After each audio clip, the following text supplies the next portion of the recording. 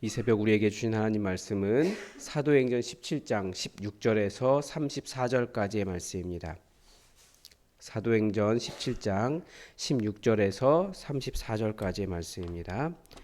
우리 하나님의 말씀을 다 함께 받들어 읽겠습니다.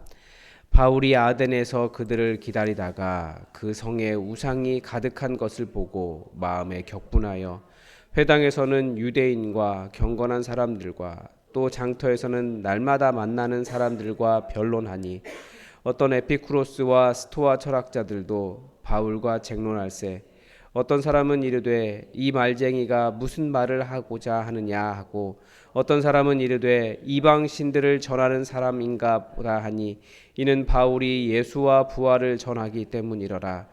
그를 붙들어 아레오바고로 가며 말하기를 내가 말하는 이 새로운 가르침이 무엇인지 우리가 알 수 있겠느냐. 내가 어떤 이상한 것을 우리 귀에 들려주니 그 무슨 뜻인지 알고자 하노라 하니 모든 거기서 나그네된 외국인들이 가장 새로운 것을 말하고 듣는 것 이외에는 달리 시간을 쓰지 않음이더라. 바울이 아레오바고 가운데 서서 말하되 아덴 사람들아 너희를 보니 범사에 종교심이 많도다. 내가 두루 다니며 너희를 위한 것들을 보다가 알지 못하는 신에게라고 새긴 단도 보았으니 그런즉 너희가 알지 못하고 위하는 그것을 내가 너희에게 알게 하리라.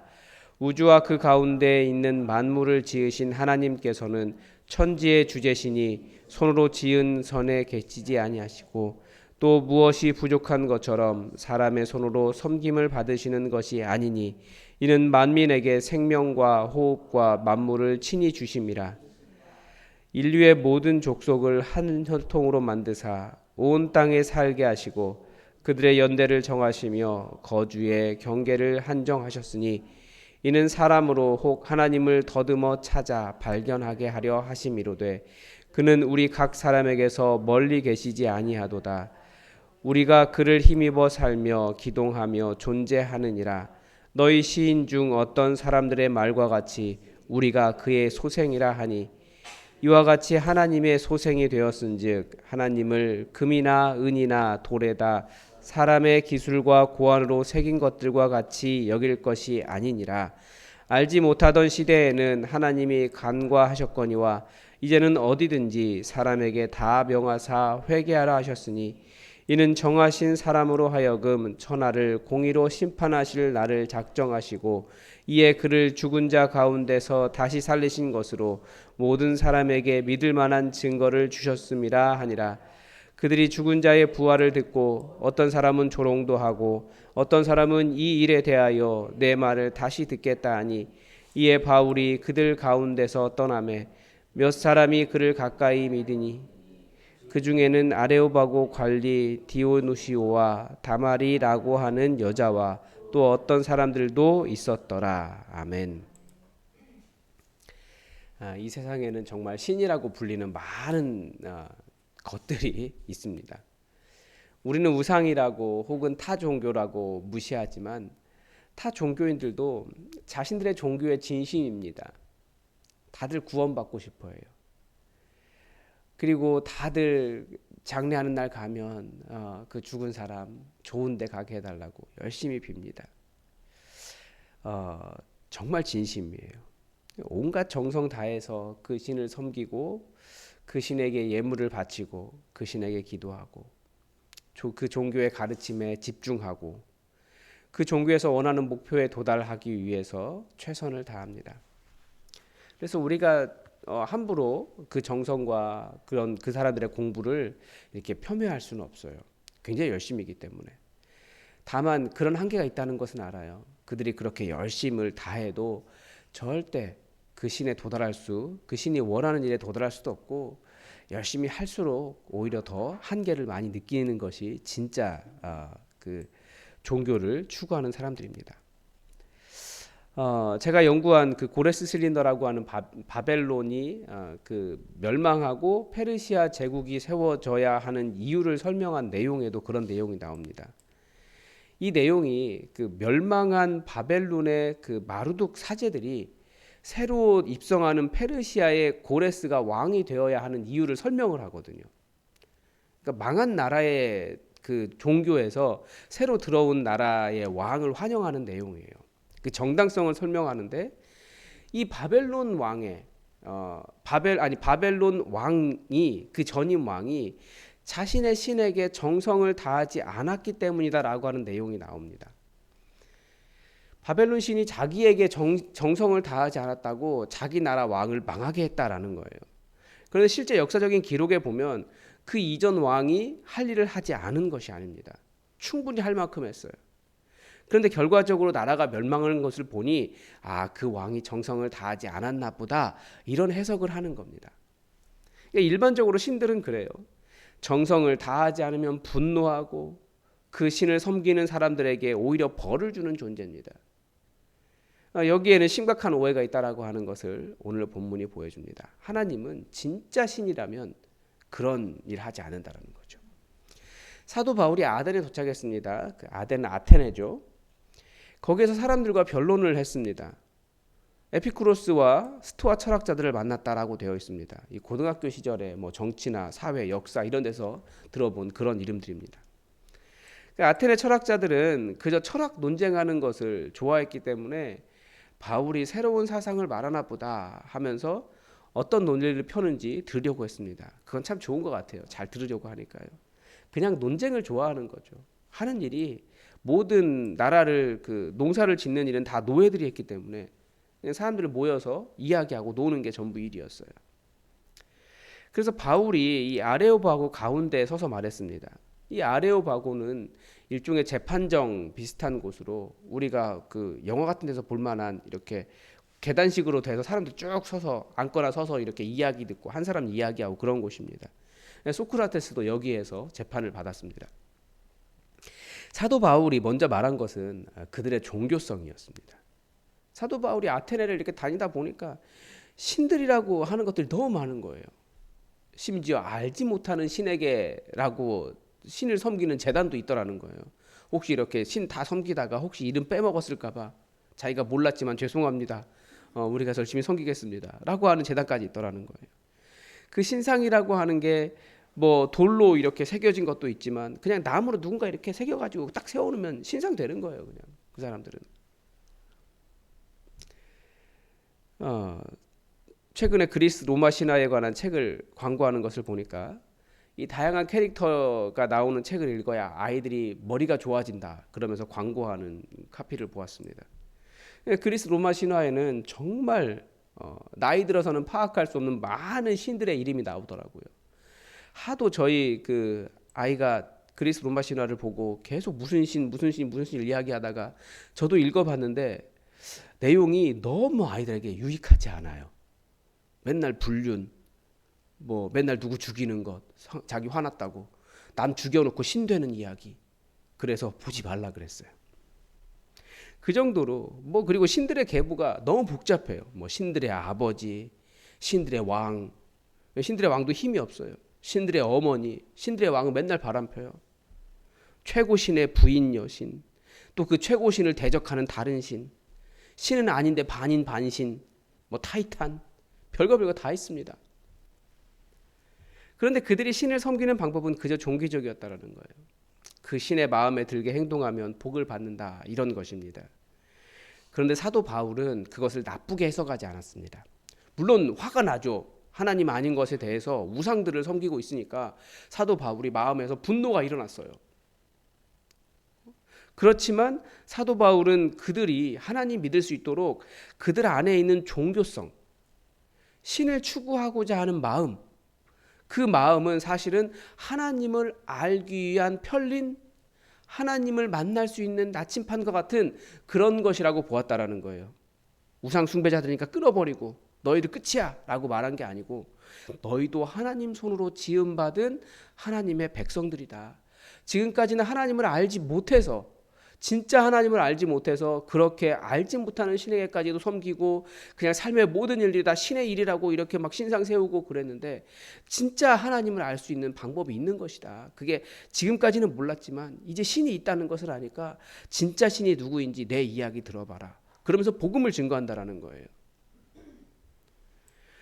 우선 그들의 신은 손으로 지은 신전에 산다고 하지만 진짜 신은 천지를 만드신 분이시기 때문에 절대 사람이 지은 그 어떤 장소에 얽매이지 않는 분이다라고 하는 것을 가르쳐 줍니다. 그리고 또 무엇이 부족한 것처럼 사람의 손으로 섬김을 받는 것도 아니다라고 가르쳐 주셨습니다. 반대로 사람들에게 생명과 호흡과 만물을 주시는 분이시다 가르쳐 줍니다. 성경도 이 이야기합니다. 이스라엘은 이 땅의 동물들로 하나님께 드리면서 자신들이 정성을 다해 제물을 드리는 사람들이라고 하나님께 잘하고 있다라고 주장했지만 하나님은 그 제물 드릴 수 있는 동물조차도 제물 드릴 수 있는 은과 금조차도 다 하나님께서 주신 것이다라고 역으로 말씀하시는 거예요. 하나님께서 원하시는 것은 제물이 아니었던 거죠. 그러니까 일반적인 종교성과는 다른 하나님이시라는 거예요. 온 인류의 창조자이시고 각 민족을 만드셔서 살 땅에 두셨습니다. 더듬어. 그런데 왜 그런 종교성이 있느냐? 그 답이 27절이에요. 혹 하나님을 더듬어 찾아 발견하게 하려 하심이라. 그러니까 모든 사람들에게는 하나님을 찾으려고 하는 마음이 있어요. 모든 사람들에게는 자기의 부족함을 아는 마음이 있어요. 모든 사람들에게는 나의 이 어려움을 누군가 도와주었으면 좋겠다. 모든 사람들에게는 항상 빈 마음이 있어요. 그 모든 것들이 다 하나님 아니면 채워질 수 없고 하나님 손 붙잡지 않으면 살아갈 수 없고 하나님께 의지하지 않으면 살아갈 수 없는 인간의 그런 하나님을 찾아갈 수 있는 방법이라는 거예요. 더듬어 혹 하나님을 더듬어 찾아 발견하게 하려 하심이라 이런 겁니다. 우리가 하나님을 의지하여 사는 것이지 우리가 신을 먹여 살리는 것이 아니라는 겁니다. 또한 하나님은 온 세상의 창조자이지 그 창조된 금이나 은, 돌에다가 사람의 기술이나 그림으로 새기고 그려 넣는 존재가 아니라는 거예요. 30절에 보면 알지 못하던 시대에는 하나님이 간과하셨지만 이제는 회개하고 즉 돌이켜서 부활하신 예수님을 믿으라라고 가르쳐 줍니다. 그런데 사람들이 이 논리는 인정했지만 정말 인정할 수 없는 문제가 있었습니다. 바로 죽은 자의 부활이었다라는 거죠. 이 부분에서는 사람들이 조롱하기도 하고 어떤 사람은 더 듣고 싶어도 했습니다. 그러나 그 가운데서도 여전히 믿는 사람은 일어났습니다. 이래서 복음은 선포라는 거예요. 설득이 아니고. 선포된 말씀을 듣고 믿는 사람은 구원 얻도록 하셨습니다. 그게 또 성령님께서 하시는 일이에요. 말씀이 선포되었을 때 귀에 들리고 그래서 믿게 되는 건 성령님께서 하시는 일이기 때문에 이 복음이 선포되고 들을 때 믿음이 생기도록 하신 성경의 원리, 이 성령님의 역사하심 때문에 깔뱅은 그렇게 설교하는 직분인 목회자를 보호하려고 애를 쓴 거예요. 말씀이 선포되지 않으면 누구도 구원받을 수 없기 때문에 선포된 말씀으로 구원받도록 하셨다라고 하는 성경적인 원리 때문에 그렇습니다. 그래서 복음을 설득하는 게 아니고 선포하는 겁니다. 잘 선포하고 잘 제대로 모든 할 얘기를 다 했다면 나머지는 성령님께서 그 안에서 하시는 일이에요. 우리는 그래서 누군가에게 다 다가갈 수 있는 거죠. 우리는 다 종교성이 있습니다. 모든 사람은 하나님을 알고자 하는 마음이 있습니다.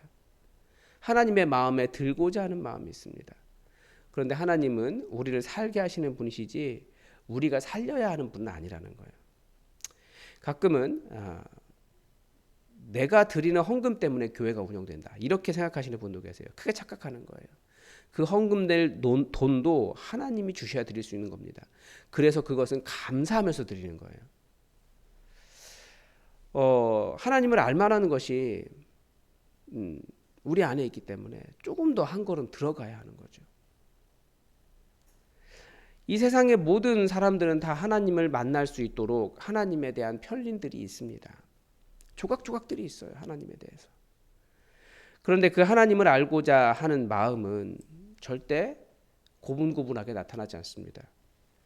사람들이 교회에 대해 복음에 대해 까칠하게 질문하는 것 그런 거 있잖아요. 너네는 왜 그러냐? 라고 하는 말은 기독교에 대한 반감이기도 하지만 동시에 하나님을 알만한 편린이 있기 때문에 교회에 대해 이해할 수 없는 장애물을 해결하기 위한 질문일 수도 있다는 거죠. 그래서 우리는 비기독교인들을 그런 사람들이 우리를 향해 분노한다 할지라도 오해하고 있다 할지라도 우리는 분노할 이유가 없습니다. 아, 하나님을 알고 싶은데 이렇게 말하는구나. 그렇게 생각하면 돼요. 왜냐하면 우리는 주님 오시는 그날까지 하나님을 제대로 알 수가 없습니다. 하나님을 알아가려고 열심히 애쓰고 수고할 뿐이죠. 무슨 말이냐면 우리는 먼저 믿기는 했지만 하나님을 아는 과정, 하나님을 아는 길 위에 서 있다라는 거예요. 우리도 평생 하는 일이 하나님을 만나고 하나님을 알기 위해 노력하는 것처럼 믿지 않는 사람들도 그 길 위에 서 있는 겁니다. 따라서 신자와 비신자로 구분하기보다 우리는 먼저 시작한 사람이고 다른 사람들은 비신자들은 곧 시작할 사람으로 본다면 완전히 다르게 접근할 수 있어요. 우리와 구분해서 너희들 안 믿는 사람, 그래서 죄인, 그래서 구원받지 못할 사람, 지옥 갈 사람 이렇게 바라보지 않는다라는 거예요. 하나님께서 만드신 사람들인데 왜 이 사람들은 너희들은 죄인이고 구원받지 못할 거고 죽을 거고 이렇게 정죄하냐는 거죠. 그건 교회가 굉장히 잘못하는 거예요. 우리 하나님은 모든 생명의 아버지시기 때문에 모든 사람들이 다 아버지께로 돌아오기를 바라고 계십니다. 단지 우리도 사실은 어둠 속에서 헤매는 것처럼 하나님을 찾아가잖아요. 성경에서 들려주는 대로, 성령님께서 들려주시는 대로 은혜 받으며 살아가잖아요. 시작이 다른 거지. 우리는 시작했을 뿐이지 우리가 그렇다고 다른 종류, 마지막 굉장히 위대한 사람인 것처럼 착각하면 안 돼요. 우리도 예수님의 은혜 때문에 구원받는 사람들이에요. 똑같아요. 아직 시작하지 않았을 뿐이에요, 저분들은. 그래서 그분들이 자, 그러면 너희 안에 있는 그런 종교적인 편린들을 통해서 하나님이 누구신지 알고 싶어 하는데 이제 함께 믿음을 시작하자라고 초청하는, 너희도 시작할 수 있다라고 다른 사람을, 믿지 않는 사람들을 다르게 바라볼 수 있는 그런 눈이 우리에게 있어야 됩니다. 하나님이 그 이전의 삶은 다 간과하십니다. 어떤 사람은 무슨 일을 했기 때문에 안 된다라고 하는 그 선을 긋는 건 우리가 할 일이 아니에요. 우리는 모든 사람들이 다 예수 믿을 수 있도록 그 하나님을 아는 그 출발점을 시작할 수 있도록 돕는 사람들이라는 것을 기억하고 우리가 정죄하기보다 다른 사람의 믿음의 시작을 돕는 그런 역할을 잘 감당할 수 있기를 바랍니다. 오늘도 하나님의 뜻이 우리에게 이루어지기를 주기도문으로 기도하겠습니다. 하늘에 계신 우리 아버지, 아버지의 이름을 거룩하게 하시며 아버지의 나라가 오게 하시며 아버지의 뜻이 하늘에서와 같이 땅에서도 이루어지게 하소서. 오늘 우리에게 일용할 양식을 주시고 우리가 우리에게 잘못한 사람을 용서하여 준 것 같이 우리 죄를 용서하여 주시고 우리를 시험에 빠지지 않게 하시고 악에서 구하소서. 나라와 권능과 영광이 영원히 아버지의 것입니다. 아멘. 여러분 오늘도 역시 환우들을 위해서 계속 기도해 주시고 모이는 목장들마다 하나님의 은혜가 풍성하도록 여러분 기도해 주십시오. 그리고 한 가지 더 기도 부탁드리는 것은 이번 주에 그 청년부 열심히 어쨌든 복음 전하기 노력하고 있는데 한 자매가 교회에 오기로 약속을 했는데 항상 그렇잖아요. 그런 약속을 하고 교회에 오는 것까지는 실제 와봐야 아는 거예요. 꼭 그날 바람 맞기도 하고 연락이 안 되기도 하는데 여러분 꼭 올 수 있도록 여러분 모든 장애물을 제거해 주시고 그 마음을 교회로 향하게 해달라고 여러분 함께 기도를 부탁을 드립니다. 기도가 사람을 정말 변화시키고 전도할 수 있습니다. 여러분 기도해 주십시오. 그리고 최철규 목사 오늘 말씀 준비할 텐데 주일 말씀 준비할 텐데 말씀 잘 준비하고 은혜의 말씀 선포할 수 있도록 여러분 기도해 주시기 바랍니다. 다 함께 기도하겠습니다.